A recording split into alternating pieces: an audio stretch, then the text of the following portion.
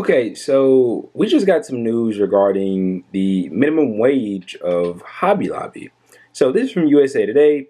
Hobby Lobby raises their minimum wage to $18.50 an hour for full-time workers starting January the 1st of this upcoming year. So this USA Today article says the following.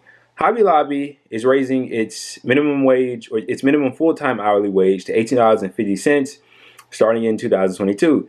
The arts and craft chain announced the upcoming pay increase Tuesday that will begin January the 1st.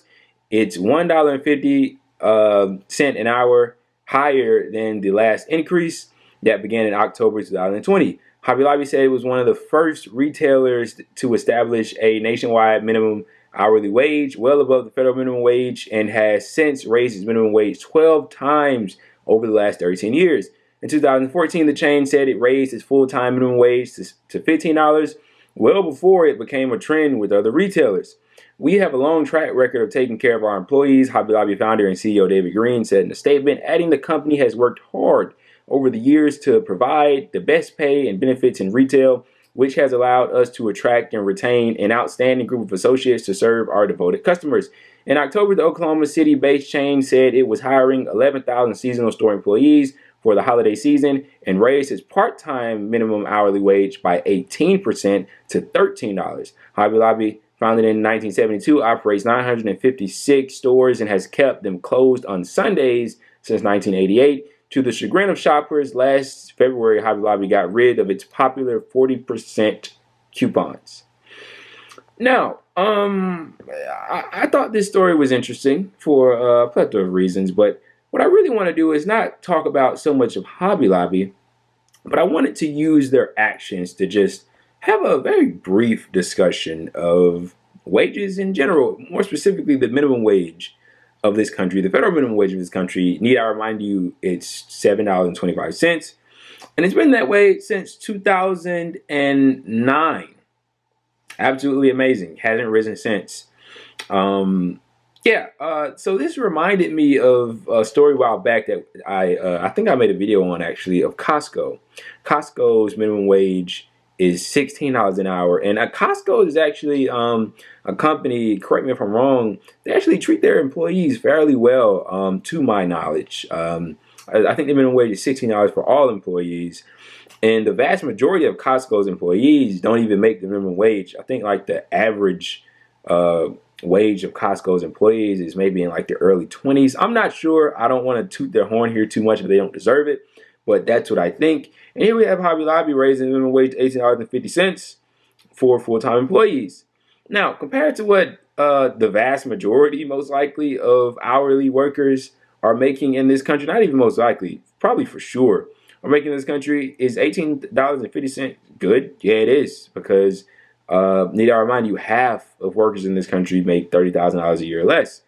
And, you know, it just reminded me of this whole fight for 15 debate and just the minimum wage in general. First of all, at this point, at where we're at right now, $15 an hour is a completely arbitrary number. Now, raising the minimum wage to $15 an hour from $7.25 is, of course, good, and that means well, and many people will benefit from it.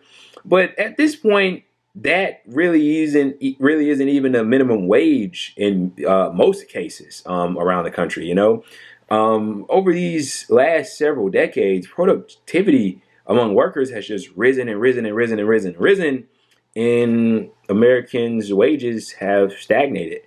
They haven't gone anywhere.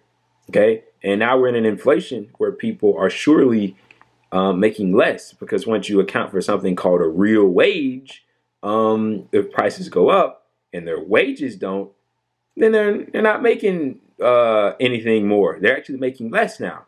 And of course, the cost of living has risen, and that isn't just due to the inflation. That's been rising for decades now. And the workers are dealing with this, and it's incredibly difficult, and it's quite the load to bear.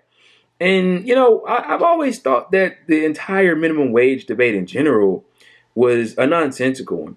Because when you dip your toe in the water, you hear some really insane arguments to people, or from people that are opposed to raising the minimum wage. And one of the most amazing ones is this one. Yeah, I love this one. This is probably my favorite.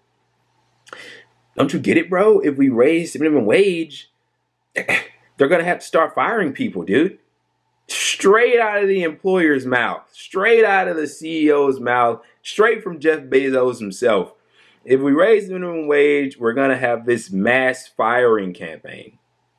They said that same thing before the first ever minimum wage was established back in the 1930s. They said that same thing before the minimum wage was raised to what it is now. The business community, the employer class, they'll always have a threat, an excuse, some kind of bullshit that they'll trot out for a reason as to why we shouldn't do something that benefits workers. Don't you realize that? Don't you understand that? I mean, with all these worker strikes going on right now, you think people are kind of open their eyes and figure things out. Okay, well, guess what? You want to fire workers? I have a solution. In the 1930s, we did a federal jobs program that employed at least 15 million people. Okay, every worker you fire, the government will step in and hire them. Problem solved. Any other threats they tried out, they want to move towards automation because they don't want to pay their workers. They want to keep maximizing out of their profit. I mean, there's an endless slew of bullshit that they'll try out as for reasons as to why we shouldn't raise wages for workers and improve their lives. There's a rebuttal for everything. And instead of fighting over, or should we do this, or should we do that, or we can't do that because of this, why not come up with solutions?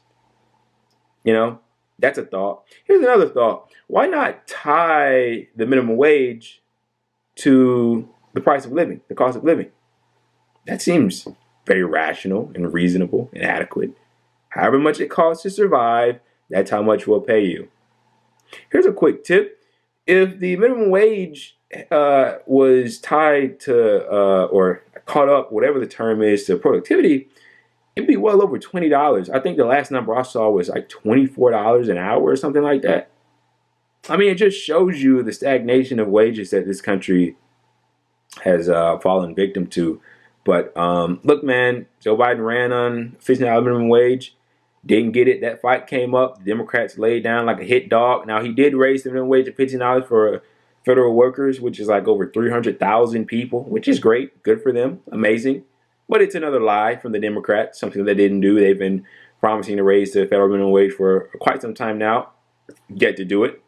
Another one that I love is the old-fashioned, but we can't afford it. We can't afford it, bro. What do you mean? We're going to go out of business if we have to raise wages for our workers. And then you look up to see what the CEO is getting paid, or the top executives, and they're bankrolling in dough. I mean, absolutely ridiculous amounts of money they're making. But no, we can't pay the workers an extra couple of dollars. That'll fuck us up, man. We can't do that. It's disgusting. There used to be child labor, and then people rose up and said, I don't want my kids, being abused in the workplace anymore, forcing them to work as you're taking their childhood away. I mean, what even is this? The business community fought back. No, we need the children to work, to help out the family, and we don't have child labor anymore. Look, man, this isn't a difficult issue. It really isn't. And there's a reason why the vast majority of Americans support a higher minimum wage. They're not vindictive. They want to see their neighbors thrive. They want to see their neighbors make a living wage. They want to see their neighbors be happy. And what makes people happy? Being able to live, being able to survive. So this issue has always been a non-issue for me. But I don't know. I guess good on Hobby Lobby. I bet you, this is one thing I bet, applications to Hobby Lobby are going to tick up now. It's also reminded me, and I'm kind of rambling at this point, but it reminded me of when, who was it, Ro Khanna and Bernie Sanders basically shamed Amazon into paying $15 an hour because of their efforts. Now, Amazon, they didn't just do that just off the cuff because they're so kind. No, they got shamed into it. Then after they did it, they came out and said, oh, look what we're doing. We're paying our workers $15 an hour. Aren't we so great? And then other companies, and they started prodding other companies, doing other companies started falling in line. That's typically how these things occur. But it's always to the chagrin of the business community when they have to raise wages and do things good for their workers. And then after it happens, they fall in line and go, look what we did. Aren't we great for this? When they fought us every step of the way, every progressive thing that's happened in society has basically been fought by the business community and the owner class. But the majority of people overrule and they win. And then after they win, they turn around and expect praise. That's not how this shit works, man. Raise the minimum wage, raise it now, do it quick, fast, and in a hurry.